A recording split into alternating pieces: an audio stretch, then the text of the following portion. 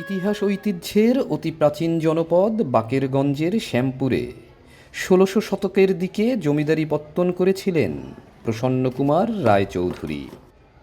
এখানে নির্মাণ করা প্রাচীন নকশা আর টালি ইটের গাঁথুনির জমিদার বাড়ির বিরাট প্রাসাদ আজও দাঁড়িয়ে আছে। এ বংশের শেষ জমিদার মুক্তিযোদ্ধা সংগঠক নাটুবাবুকে হত্যা করা হয় স্বাধীন বাংলাদেশেই। ১৯০০ শতকের গোড়ার দিক পর্যন্ত পঞ্চম বংশধর শেষ জমিদার মহত্তা কুমোদবন্ধু রায়চৌধুরী, যাকে বৃহত্তর বরিশালবাসী নাটুবাবু নামে চেনেন। জমিদারি প্রথা বিলুপ্তির পরও নিজের বাড়িতেই পরিবার নিয়ে বসবাস করতেন।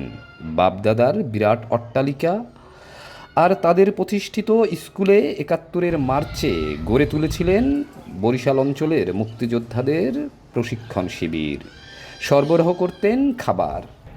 কিন্তু দেশ স্বাধীন হওয়ার পর ১৯৭৩ সালে তাকে নির্মমভাবে হত্যা করা হয়।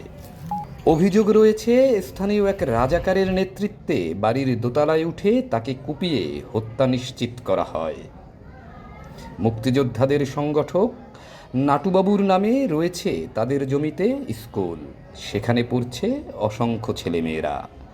তার নামে রয়েছে মুক্তিযোদ্ধা মার্কেট, তাদের জমিতেই গড়ে উঠেছে হাটবাজার, মুক্তিযুদ্ধের শহীদ স্মৃতিস্তম্ভ সহ আরও অনেক প্রতিষ্ঠান।